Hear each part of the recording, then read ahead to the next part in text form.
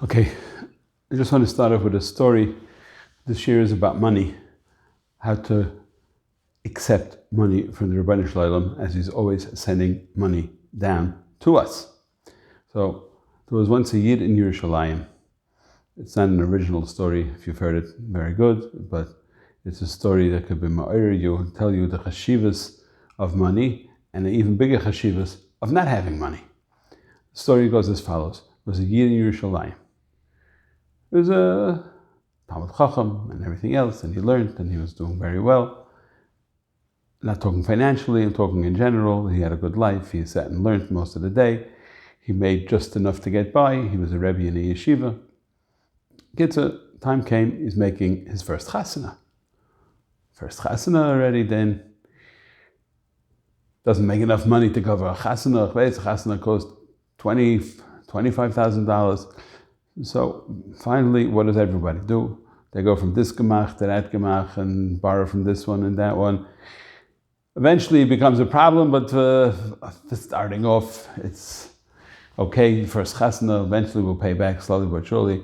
We'll go to 10 more gemach and borrow from them to pay back the first ones. Whatever every person does to get their daughter married off. So it was a great, great simcha in the house.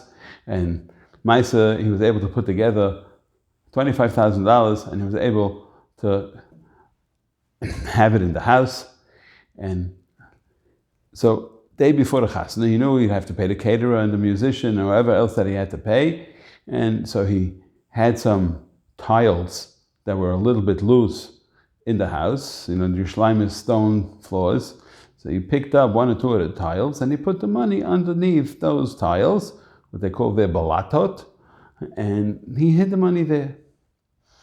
And he went to sleep. He knew the money sitting there, and it was like in the front of the house, of the apartment, but Lamaisa, he felt it was well hidden. Kitzer, that night he was sleeping. Everything was good. He was relaxed. Mars was a great simcha. Everybody's happy. Lamaisa, he goes to sleep, and he doesn't hear anything that's going on. In a deep sleep, and so is the rest of the family.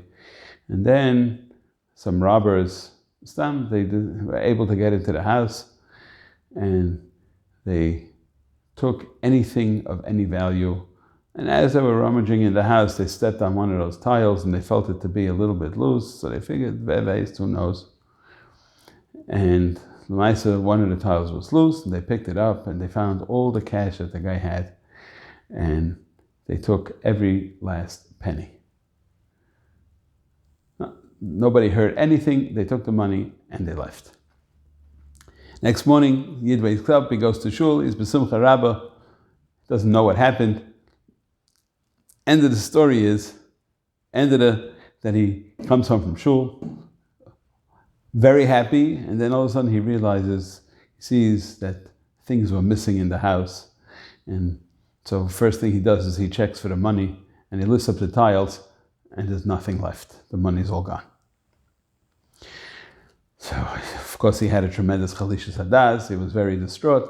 What do? I don't have money. My daughter's wedding's tonight. How am I going to pay the call? How am I going to pay the caterer? How am I going to pay anybody? So what happened? What happened was, he called the whole guy and he said, listen, good for the money, but this is what happened. Somebody came into my house and they stole all my money and I have nothing right now. So I'll give you whatever I can. I'll have to owe you. Please help me out. So owner of the hall said, you know what?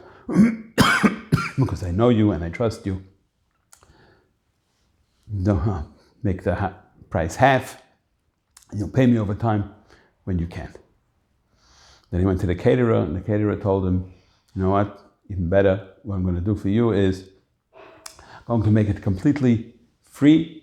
I'm not going to charge you anything because I know you have been through such a tremendous tzara of